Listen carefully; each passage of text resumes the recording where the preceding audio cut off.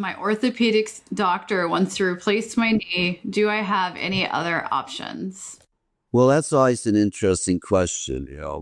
My doctor says I need a knee replacement, or my x-rays are bone on bone.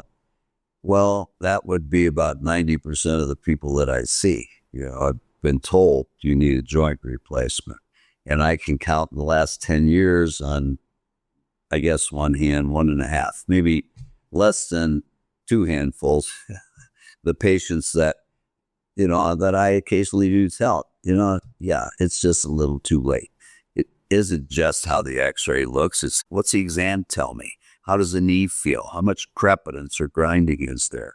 How much pain is there? What do you want to do? You expect to run a marathon next month or just be happy being active around home or hiking? And so, but there are a lot of things that can be done. As I said, probably 90% of the people that I see with knee, hip injuries, and that we do injections with stem cells and or exosomes, have been told they need a joint replacement. Very few of those ever go on to have the replacement. I have people that I treated 5 to 10 years ago that come back and say, you know what, this pain used to be a 9 or 10, and I didn't have any for 5 years, but it's a 1 or 2. Can we do it? I'm like, sure, absolutely, because it's like scaffolding. We just build a little more each time. So some ask, well, what about PRP? PRP is great. It's very anti-inflammatory. You have about a dozen good growth factors in your blood. There's over 300 proteins, growth factors, and messenger RNA, let's say in exosomes, that trigger the healing process. And so I use platelet-rich plasma and actually an umbilical cord product that's a PRP substitute after I do stem cell or exosome injections about 6 to 8 weeks later to promote further healing. I call it the fertilizer shot. I just say, we got to fertilize the lawn in 6 weeks. People get it. But it helps maintain a healthy environment for that cartilage growth that we've initiated to continue. It further adds probably another 20% improvement on top of whatever we have. And so I use both together frequently, but there's no question that using a stem cell product or exosomes is far superior to PRP and can be a very realistic, very useful, very effective option to joint replacement. And, that doesn't mean it's not a great orthopedist. It means that's what they do. They are very few that practice regenerative medicine. There's some out there, and I applaud them. But, there's options. And so on average, we see 80 to 90% reduction in pain by 90 days. Some much less than that. We have testimonials all over our social media and website from patients on how they did and what they expected or actually didn't expect to happen. And so it is a real viable option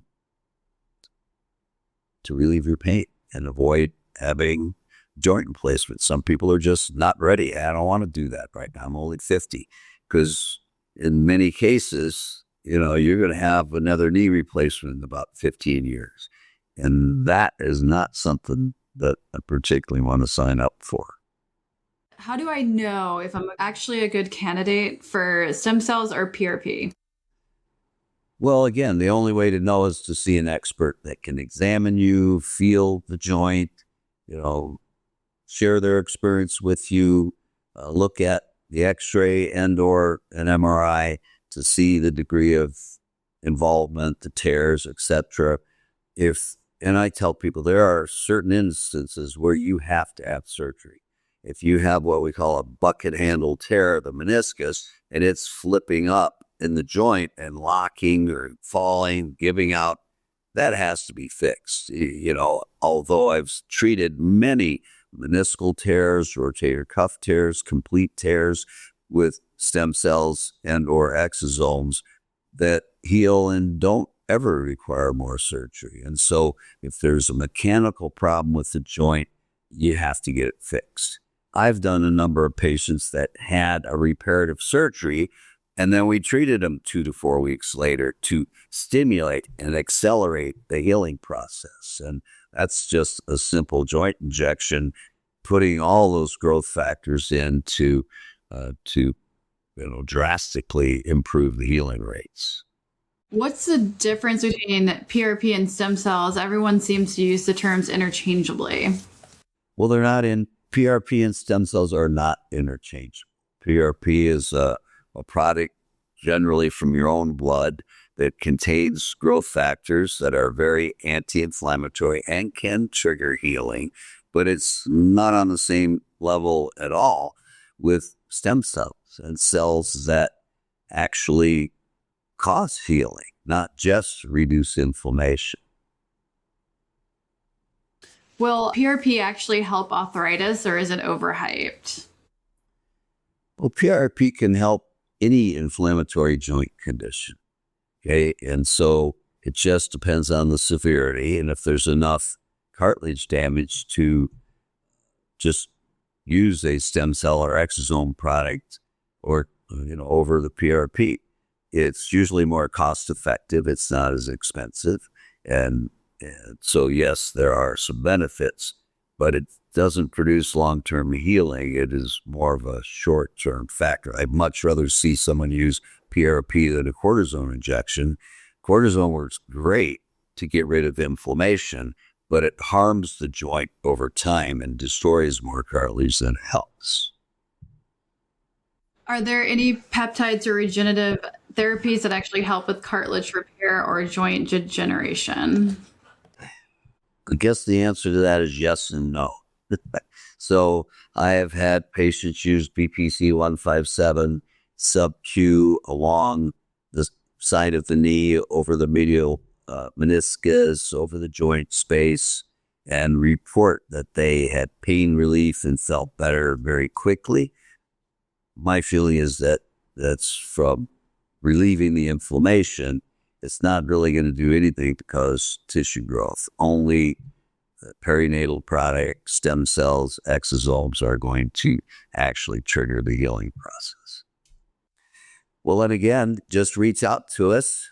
You can email us at office@aspen-regenerativemedicine.com or go to our website, which is aspen-regenerativemedicine.com, or dial us if you still do that, 970-201-1332. Send us a text or a phone call. We'll contact you and help guide you on your path to recovery.